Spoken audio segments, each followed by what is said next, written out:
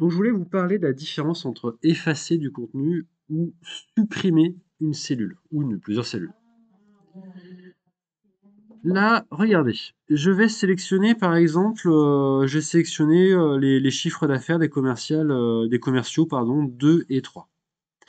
Si je fais un bouton droite, effacer le contenu, ça efface simplement, ça met un coup de stabilo. Là, il n'y a plus rien, c'est même pas zéro en termes de chiffre d'affaires, c'est rien du tout. Il n'y a plus rien dans la cellule. C'est la même chose d'ailleurs si je sélectionne mes deux cellules, si j'appuie sur la touche Supr de mon clavier, ça efface simplement le contenu. Ça met un coup de stabilo dedans.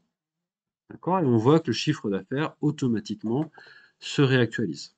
Le chiffre d'affaires total. OK. Alors il y a une grosse nuance entre effacer le contenu que vous pouvez utiliser que je vous encourage à utiliser si vous voulez effacer du contenu dans une cellule. Ça, il n'y a aucun souci. Il y a une grosse différence avec supprimer une cellule. Je sélectionne deux cellules ici. Si je fais un bouton droite et que je clique sur supprimer, là, le logiciel me met tout de suite un petit message d'avertissement. Enfin, il me demande quelque chose. Il me dit, voilà, bah écoute, tu veux supprimer une cellule. Qu'est-ce que je fais, moi? Parce que là, ça va créer un espace vide. Moi, je vais prendre la cellule, je vais la déchirer, je vais la mettre à la poubelle. Ça va créer un espace vide. Qu'est-ce que je fais pour combler cet espace vide? Est-ce que je remonte tout le bloc vers le haut? Ou est-ce que je décale des cellules vers la gauche? Alors, tu vois, je sais pas trop, je prends un peu n'importe quoi. Je me dis, allez, il m'embête. Alors, il me propose aussi de supprimer une ligne entière, une colonne entière. Je vais prendre un peu n'importe quoi. Je vais prendre ça par hasard.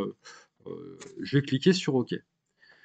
Là, tu vois, il a tout déplacé les cellules pour combler le vide. Et alors, du coup, mon tableau, il veut plus rien dire, hein. Moi, j'ai mon total, j'ai mon somme qui est ici. Donc ça marche pas. Faites bien attention donc avec cette commande supprimer qui est potentiellement dangereuse. Privilégiez plutôt effacer le contenu.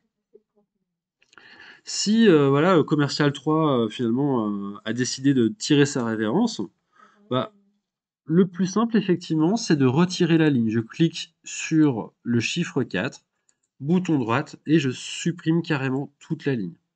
Ça c'est plus sûr comme méthode. Dans les deux cas, donc si j'efface du contenu ou si je supprime des lignes, normalement donc les données devraient s'actualiser, hein. Si je supprime tout ça, bah, tout simplement le logiciel va dire bah voilà, hein, c'est égal à 0. Si je fais au format monétaire, il va me dire c'est égal à 0. Et, le résultat de la somme de tout ça, il n'y a plus rien dedans, donc c'est égal à 0. Ça marche bien. Là où ça peut ne pas fonctionner, donc je sais pas, vous avez 5 ici, vous avez 7 ici, là vous avez une addition des deux, est égale à ça plus ça fait 12. Si je supprime, si j'efface le contenu, là, bon, bah, il n'y a pas de problème, hein, c'est 5 plus rien, donc ça fait toujours 5. Par contre, si je fais un bouton droite et que je dis supprimer, si je supprime la cellule, donc là, toujours le même message d'avertissement, est-ce que tu veux que je décale vers la gauche? Est-ce que tu veux que je remonte vers le haut, là, les cellules pour combler le vide?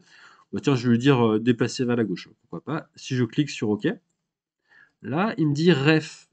Pourquoi il me dit ref? Parce qu'en fait, c'est D3 plus quelque chose qui n'existe plus. Il me manque la référence pour faire le calcul. Donc c'est pour ça qu'il va générer ce message d'erreur ref. Voilà donc pour cette petite précision sur la différence entre effacer du contenu et supprimer une cellule, une ou plusieurs cellules.